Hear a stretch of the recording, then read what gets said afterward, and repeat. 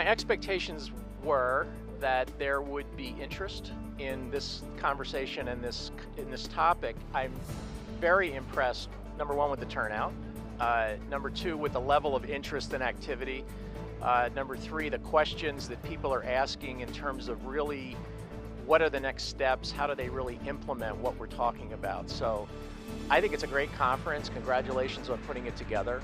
I look forward to future conferences and sort of building on this and the momentum. I'm real happy how this is turning out.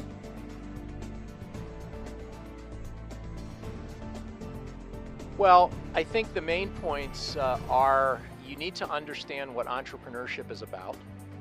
I went through that part about the definition of entrepreneurship. It's just not about one-to-one seeing patients for your entire career. There's lots of, it's not just about creating a company. It's creating user-defined value. Number two, I think you need to differentiate the different types of innovation and where you set the hurdle and what you're trying to accomplish. And I think a third theme that I'm hearing a lot, maybe because fortunately we have medical students and residents in here, is that they're questioning their career decision. They're questioning whether they really want to be clinical physicians or not. And so they're looking for answers. They're looking for possibilities. And hopefully we can provide them with some options. Now, the advice that I give them is don't quit medicine, because you've put a lot into it. There's a tremendous need, and it's not an either or. It's not, do I be a doctor or an entrepreneur? It's how do you be both a physician entrepreneur? So during the course of your training, how do you do what's necessary given the time commitment that you have to put in to be a medical student or resident, and at the same time develop the competencies and skills you need to be an entrepreneur? You can't do it all. You can't do both at the same time. You have to phase it in. So the advice I'm giving medical students and other residents are, when you're a resident or a medical student, the three things that you need to start to develop while you're a resident or a medical student are education that you can get online, resources or networks. In other words, start connecting to people outside of medicine and find a mentor. And whenever possible, get experience in a business setting. It could be an internship, it could be spending a month working with a company in Sao Paulo.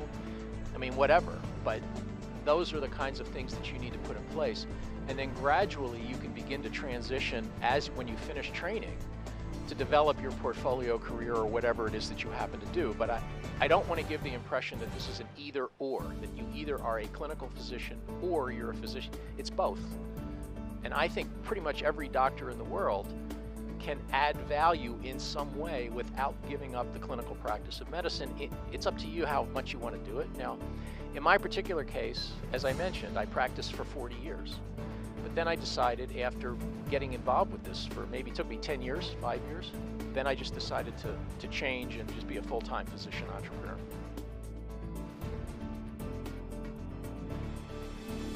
Well, what we're seeing, as I said, is a convergence of tech companies that we wouldn't traditionally consider to be healthcare or sick care companies. Telecommunications, media, marketing, cable, streaming video.